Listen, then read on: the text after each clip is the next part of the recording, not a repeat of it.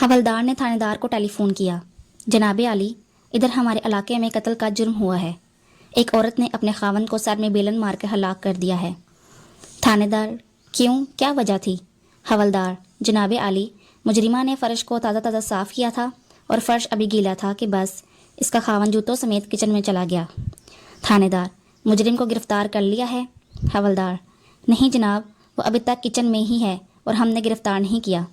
थानेदार, वो क्यों? हवलदार, जनाब हम इंतज़ार कर रहे हैं कि पहले किचन का फ़र्श खुश्क हो जाए।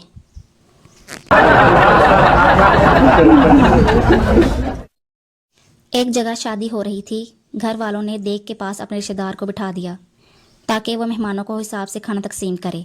वो आदमी अपने रिश्तेदारों को 2 बोटियां और 1 आलू देता और नवाकिफ को 1 आलू और 1 शोरबा। शादी में एक अजनबी खाना लेने गया। इसकी प्लेट में आलू और शोरबा डाल दिया गया।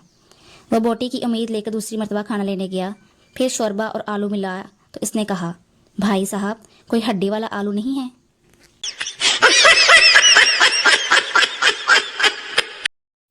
जज, तुम्हारी आखिरी ख्वाहिश क्या है? मुजरिम, आपकी बेटी से शादी, 1 मोबाइल, 10 करोड़ रुपए, अमेरिका का वीज़ा, 2 साल का हनीमून, 6-7 बच्चे जो आपको नाना बोलें और मुझे पापा, और मैं इनकी शादी करवा दूं। इसके बाद आप जो फैसला करें वो मुझे मंजूर होगा। जज, हाँ हाँ हाँ, मेरी कोई बेटी ही नहीं है, लटका दो इसे।